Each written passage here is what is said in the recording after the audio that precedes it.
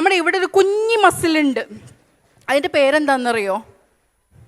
ലിവേറ്റർ ലാബെ superioris അലാക്കിനാസി. ഇവിടെയുള്ള ചെറിയൊരു സാധനം, അത് ഇതാണ് MBBSൻ്റെ അവസ്ഥ. ഒരു മസിലിൻ്റെ ഇവിടെയുള്ളൊരു കുഞ്ഞി സാധനത്തിൻ്റെ ഒരു റിബണിൻ്റെ പേരാണ് ഞാൻ പറഞ്ഞത്. അപ്പോൾ ഈ സാധനം പഠിച്ചതൊക്കെ ഈ മക്കളെ വെച്ച് മോനെ വെച്ചിട്ടാണ്. 3rd ഇയർ എക്സാമിൻ്റെ മോഡലിൻ്റെ സമയത്താണ് രണ്ടാമത്തെ കുട്ടീനെ പ്രഗ്നൻ്റ് ആവുന്നത്. ഫുൾ ഛർദിയായിരുന്നു. കയ്യിൽ ക്യാനുല ഇട്ട് ഡ്രിപ്പ് അടിച്ച് കയറ്റിയിട്ടാണ് ഞാൻ എക്സാമിന് പോയിക്കൊണ്ടിരുന്നത്. പാസ്സായി. അപ്പോൾ ആ രീതിയിൽ സ്ട്രഗ്ലിംഗ് ആയിട്ടാണ് ഓരോ പെൺകുട്ടിയും ആൺകുട്ടി. നിങ്ങളൊക്കെ ഭയങ്കര വൈറലായിട്ടുള്ളൊരു പോസ്റ്റർ ഉണ്ട്, ആണ് ഹേർഡിൽ ഓടുന്നത്, മുമ്പിൽ ഒരു സാധനങ്ങളുമില്ല, നേരെ ഓടിയിട്ട് അവർ ഫൈനൽ പോയിന്റിലെത്തും. നമ്മളെ മുന്നിൽ വാഷിംഗ് മെഷീന്, മറ്റേ തുണി ഇളക്കിയിട്ട സാധനം, അടുക്കള, ഇതിൻ്റെ മുകളിലൊക്കെ ചാടി ചാടി ചാടി ചാടി വേണം സെയിം ഡിസ്റ്റൻസ് നമുക്ക് എത്താൻ. ഇപ്പോൾ എന്നോട് ബീഹാറിൽ നമ്മൾ ഈ വലിയ പൊസിഷനിൽ കാറിലൊക്കെ ഇരുന്ന് സ്വന്തമായിട്ട് ഓഫീസ്, സ്വന്തമായിട്ട് സ്റ്റാഫ്, വലിയ ആൾ, കളക്ടർ അടുത്ത് നേരെ പോകുന്നു. എന്നിട്ട് പിന്നെ മാഡം നിങ്ങൾ ഭക്ഷണം ഉണ്ടാക്കുമോ? ആ ഞാൻ ഭക്ഷണം ഉണ്ടാക്കും. നിങ്ങൾ ഭക്ഷണം ഉണ്ടാക്കുമോ? പിന്നെ ഞാൻ എന്താ വായുവാണോ കഴിക്കുന്നത്?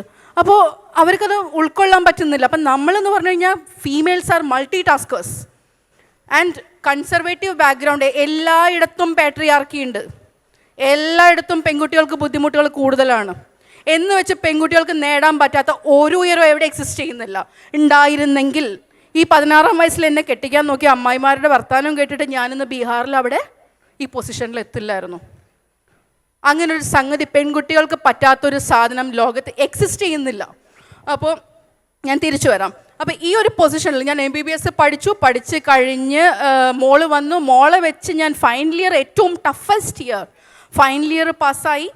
ആൻഡ് ആ സമയത്ത് നമുക്ക് കുറച്ച് ഈ പറഞ്ഞ എഴുത്തിൻ്റെ അസുഖം ഉണ്ടല്ലോ.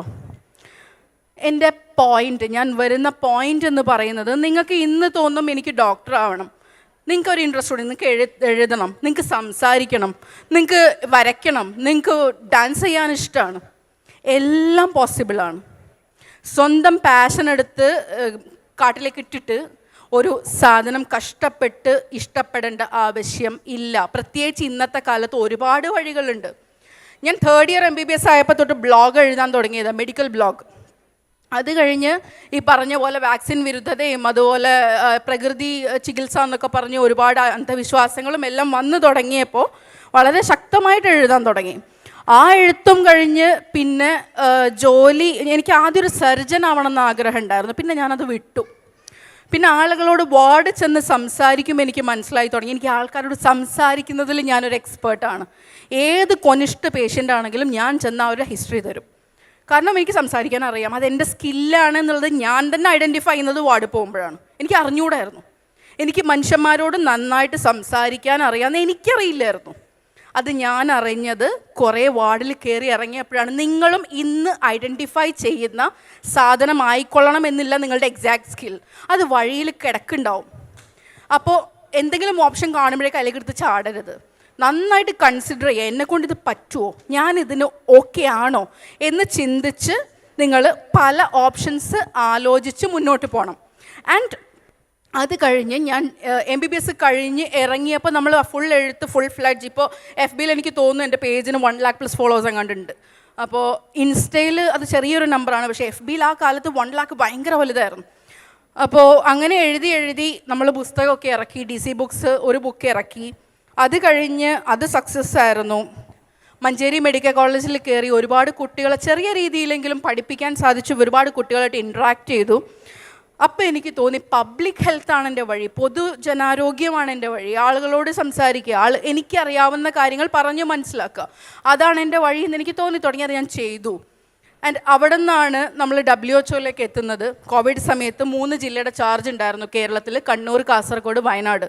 ഈ 3 ജില്ലയിൽ ഞാൻ പോകാത്തൊരു മുക്കും മൂലയില്ല, ബാക്കിയില്ല. അത്രയ്ക്കും ട്രാവൽ ചെയ്തിട്ടുണ്ട്. ആൻഡ് ട്രാവലിംഗ് എനിക്ക് ഭയങ്കര ഇഷ്ടമാണ്. ട്രാവൽ ചെയ്യാൻ ഭയങ്കര ഇഷ്ടമാണ്. എവിടെയും ഏത് രാത്രിയും ഞാൻ ഇറങ്ങിപ്പോവും, എനിക്ക് ഇഷ്യൂസ് ഇല്ല. ധൈര്യം നമുക്ക്, പ്രത്യേകിച്ച് ഫീമെയിൽ ജെൻഡറിന് ധൈര്യം ഒരു വലിയ മുതൽക്കൂട്ടാണ്. അത് ഞാൻ മോട്ടിവേഷൻ തന്നാൽ നിങ്ങൾക്ക് ധൈര്യം ഉണ്ടാവില്ല. ഇരുട്ടിനെ പേടിയുണ്ടെങ്കിൽ എന്താ ചെയ്യുക? വീട്ടിലിരുന്നാൽ ലൈറ്റ് ഇട്ടിരുന്നാൽ മതിയോ?